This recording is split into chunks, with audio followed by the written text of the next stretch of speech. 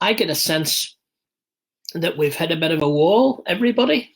We're doing okay, but I just sense there's a little bit more anxiety out there. I think perhaps we have put up with this habit or this rhythm for long enough, and we're tired of it, tired of the same old. Somebody said we've been watching movies. We've watched 44 movies over 44 nights, and one of them was Groundhog Day, but we're glad we watched Groundhog Day early. Because watching Groundhog Day today might be very depressing. Don't encourage you in that one, although some of the movies we're watching are pretty depressing. So maybe there's a bit of, I just sense that maybe we thought we would be out of it by now, and there's no sign of us coming out of it, and that's worrying. I think for some, we're aware of friends who've lost loved ones, or we've lost loved ones, and that adds to the anxiety. So I suppose what I'm saying in all of that is we're encouraging all of us to a couple of things: patience with people, understanding where people are, maybe a little bit more sympathy just now than we have had, but it would be good. Maybe we're going through a little bit of a, like if you run a marathon, or if you run a long distance, or if you do 1,000 step ups a day, there are periods of it where you struggle, and then there's periods of it where you seem to come through that. I think we're just needing a second wind for this at the minute, and so a little bit of patience would be good. And Janice, you were, yeah, she's always preaching at me, and at lunchtime she was sharing a verse from Hebrews. Okay, Hebrews 12. Let us run with perseverance the race marked out for us. Let us fix our eyes on Jesus, the author and perfecter of our faith, who for the joy set before him endured the cross, scorning its shame, and sat down at the right hand of the throne of God. So it was just that, running the long race, and we are in the long race. This isn't short, but just to pray for perseverance, because it is long.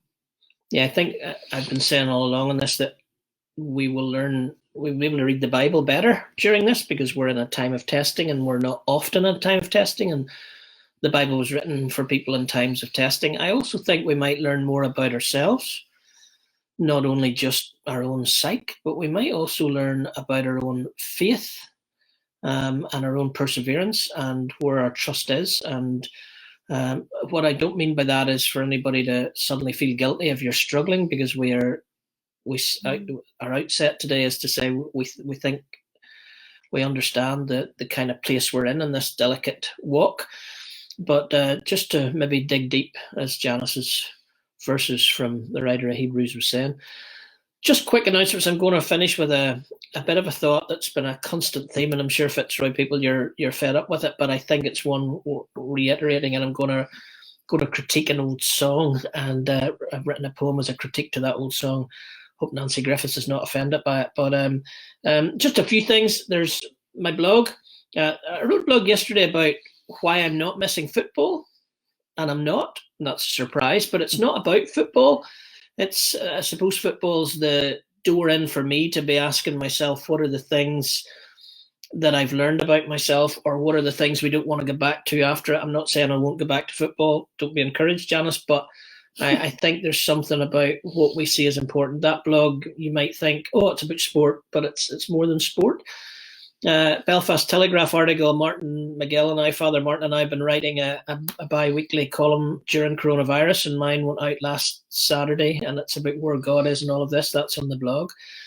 And if you know somebody who's lost a loved one, and maybe you're anxious about that because of the distance they've had between them and their loved ones, I tried to write a prayer poem for that situation that's up on the blog as well. And then, of course, there's the Sunday services. Thank you for all those who watch the Sunday services. Please share that the Sunday services are there. I felt last week's was an exciting one for me as a preacher. It was one of those very rare ones where from the moment you get the idea to the moment you finally preach it, and nowadays you finally preach it, but then you can watch it the next morning. It was very satisfying. I think there's a lot of good stuff comes together in that. I don't often say that, but watch last Sunday's if you haven't seen it already. And we're looking forward to next Sunday, because it's John 10, which of course is one of my favourite passages, but we'll be looking at that in another angle, and of course another angle that speaks into the coronavirus scenario that we're in. So please YouTube, Fitzroy TV, Gary Burnett's 10 minutes chunks on Paul are fantastic. Please use that resource as well. And there's lots of music out there. Martin Joseph, our friend from Wales, who's singing Fitzroy just a couple of months ago, he brought out a brand new song yesterday called When We Get Through This, which is self-explanatory. And the other song on the little EP that is out on iTunes is called Nye. And it was a song that he wrote about Nye Bevan, who came up with the idea of the National Health Service. And it's really poignant at the moment in the light of our Thursday night applause outside for the NHS. So I want to finish with just a thought that's been recurring, coming in from different angles, taking different views on it. This idea of distance, I'm very aware that our big phrase in this is social distancing. And we need to social distance. And you watch that when you go out for your walk, and you watch that when you're in stores, and it's social distancing. But social distancing is a word that's dangerous for the heart. And I think a lot of people are struggling at the minute with that word distance. And so I've been trying to say in my Sunday sermon that Jesus coming into the heart of us tells us that he's not distant, that he's not far away, that he has come into the midst of our humanity. And that's why we can say with Paul, nothing can separate us, and why we can say with the writer of Hebrews, we don't have a high priest who is unable to sympathize with our weaknesses. But I was thinking today about a song with the word distance in it. Nancy Griffiths made it a hit. Julie Gould, I think, wrote it. Bette Midler has sung it. Cliff has sung it. Go easy. Nancy Griffiths probably made it popular about 1987. She released it as a single called From a Distance. God is watching us from a distance. And I remember in 1987 being an early Deacon Blue fan. Ricky Ross, the singer of Deacon Blue, had been asked to review some singles in a Scottish magazine called Cut. And he wrote about that single, lovely song, but terrible theology. And it has taken me nearly 33 years in order to be able to speak to what Ricky said there, because this idea that God is watching us from a distance is terrible theology.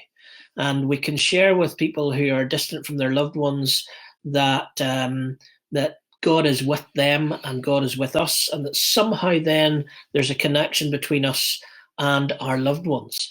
And so I decided to write this morning. It's short and it's to the point, and I hope Nancy's not offended, or even Julie Gould, because it is a lovely song. But as Ricky Ross said, it is terrible theology, and it has never been more terrible theology than now. From a distance, Nancy, such a nice song. God is watching us, but the thought is all wrong. Distance, God smashed it. Distance, God broke it. Distance, God nailed it. Distance, God invoked it. Distance, God crossed it. Distance, God tore it. Distance, God ruled it. Distance, God wore it. From a distance, no one needs to hear this. God is watching us, but from the most intimate space of nearness.